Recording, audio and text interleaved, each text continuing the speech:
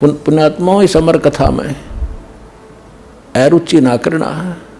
असंख्यों युगों के बाद तुम्हारा बिल्ली के भागों छीका टूटा है, ये इसको छक छक कर खा लो और कल्याण करा। आत्मा कहते हैं धर्म तो दसके नहीं, ये दसके तीनों लोग। खैरायत में खैर है भाई कीजिए आत्म पोख। तो मनुष्य जीवन के आपके साथ जो मनुष्य जीवन में संग्रह करोगे, ये धन है जो आपका आपके साथ जाओगा। कबीर सब जग निर्धना, धनवंता ना कोई। धनवंता सो जानियो, जिस पर राम नाम धन होवे। कि सारा संसार निर्धन है, जिसके पास सत्य भक्ति जो राम का नाम का धन है, यानी सच्चे मंत्रों की कमाई जो है राम नाम का धन होता है, वो एक धनवान है। बाकी संसारिक संपत्ति, भौतिक जिसके पास संपत्ति है, उसको अध्यात्म मार्ग में धनी नहीं माना जाता। फिर क्या बताते हैं कबीर, राम रटत निर्धन भलो और टूटी घर की छान है। वो सुंदर महल किस काम के, जहां भक्ति नहीं भगवान। पुण्यात्माओं, आज परमात्मा के बच्चे जिनको दीक्षा प्राप्त हो चुकी है, उसके परिवार के अंदर एक मिनी आश्रम बन गया। ऐसा स्थान बनाया जाता है जहाँ भगवान के स्वरूप को रखते हैं, जहाँ परमात्मा की ज्योति जलाई जाती है। सभी उठकर वहाँ प्रणाम करते हैं।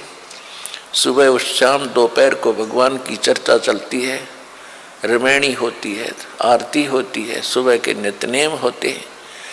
फिर दिन में जब भी टाइम लगता है, कोई मंत्र कर रहा है, कोई सिमरन सतनाम का कर रहा है, तो कितना माहौल बदल गया ना। उसमें बकवाद बतलावा, वो न बोला, वो न बोला, उसका नाश होगा, उनका ऐसे नुकसान होने वाला है, वो ऐसे गलती करते हैं। तो इस तरह की बकवादियाँ बतला के उस परिवार, उस घर के अंदर हम ये कुविचार छोड़ देते थे।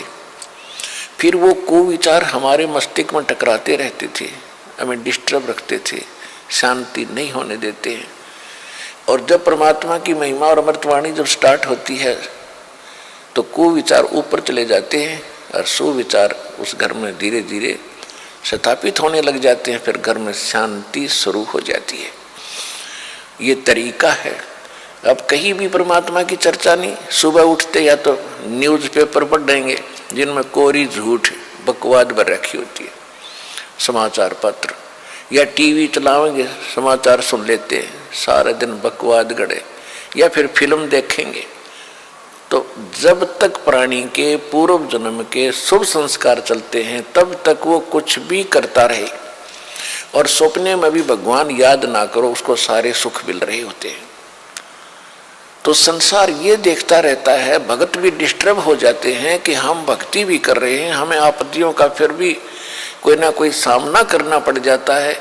और दूसरा व्यक्ति सारा दिन बकवाद करते हैं, शराब पीते हैं, ताश खेलते हैं, राजनीति में बड़े रहते हैं, और कोई भी बुरे काम की कोई टाल नहीं उनके, और वो फिर भी सुखी है। तो इसको देखकर विचलित ना होना, परमात्मा के बताए इस पॉइंटों को, बिंदुओं को ध्यान से सोचना। कहते वो पिछले जन्म के पुण्यकर्मी प्राणी हैं, और जब तक उनके पुण्य चलेंगे, वो कितने को बद करो, उनको कोई हानि होने वाली नहीं है। और जब उनके पुण्य समाप्त होंगे, फिर पाप कर्मों का दौर शुरू होगा। फिर देखना उनके घर में के कहर टूटेंगे। और आप के ऊपर भक्ति करते करते भी दिक्कत आ रही है, तो अगर भक्ति ना करते तो आपका तो सर्वनाश हो जाना था। विचार कीजिए, जैसे आप जी ने सर्दी के मौसम में कंबल ले रखा है या स्वेटर पहन रखी है, और सर्दी फिर भी लग रही है, तो ये ना सोचना कि आप उस स्वेटर ने आपका बचाव नहीं कर रखा।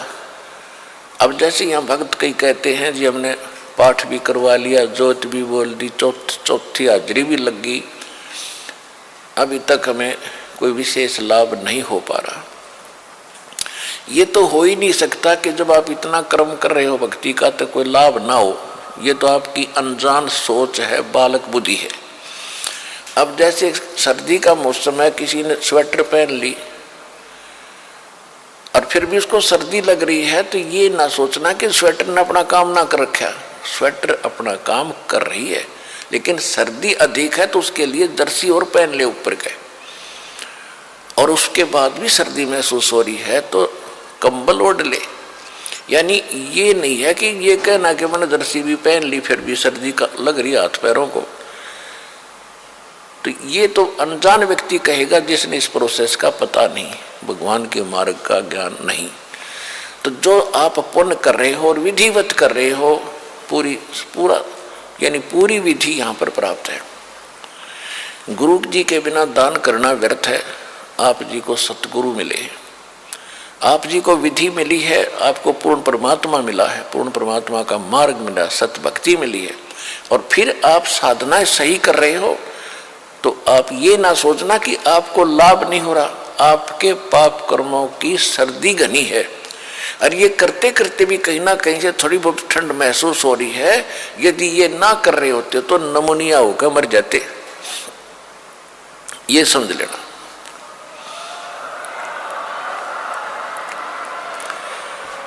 तो इस तरह आप जी ने अपने इस भक्ति सफर को डिस्टर्ब नहीं होने देना। जो मार्ग बता दिया इस पर चलते रहना, घर पहुंच जाओगे, सारे सुख होंगे, यानी अपने सतलोक चले जाओगे, और यहाँ भी राहत बहुत मिलेगी।